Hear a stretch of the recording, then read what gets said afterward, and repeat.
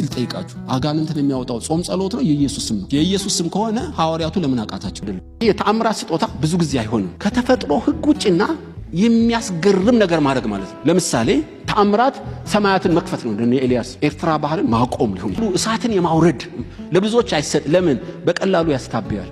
ጳውሎስ እንደዚህ ያለ ስጦታ አለው። የሰይጣን መውጊያ ግን ገጥሞለታል። በመገለጥና በኃይል ብዛት እንዳይታበይ እግዚአብሔር እንደዚህ ያለ ያደራረግ ያደርጋል። ለምን? ይሄ ስጦታ በጣም አሳሳች ነው። በቀላሉ ያስታብያል። ስጋና ደም ስለሆንን ጌታው ይሄንን እሳት ላይ የሚንከባለለውን ከዚህ በፊት ውጡ ስንል አጋንንት ወጥተዋል። ይሄኛው ለምን አቃተን አሉት። እንዴት ነው ያቃተን? አንተ እኮ አስወጣኸው። በጾም ጸሎት ካልሆነ እንዲህ ያለው ወገን አይወጣ። እስቲ ልጠይቃችሁ አጋንንትን የሚያወጣው ጾም ጸሎት ነው የኢየሱስ ስም ነው? የኢየሱስ ስም ከሆነ ሐዋርያቱ ለምን አቃታቸው? ኢየሱስስ ጾም ጸሎት ለምን ጨምሯል? ጾምና በጸሎት ነው ያለው እኮ አጋንንቱን ለማውጣት አይደለም። እንደዚህ ያለ ተአምር ለማድረግ አንተ በጾም ጸሎት መድከም አለብህ። ከጌታ ጋር መጠጋት አለብህ። ያለ ጾም ጸሎት ክብር ቢገለጥብህ ትንሽ ክንፍ ያወጣ ነው የሚመስል። ብራዝ ጾም ጸሎት ይዛለ ጴጥሮስ እንጂ አጋንንቱ እኮ ከስሜ በላይ አይሏል።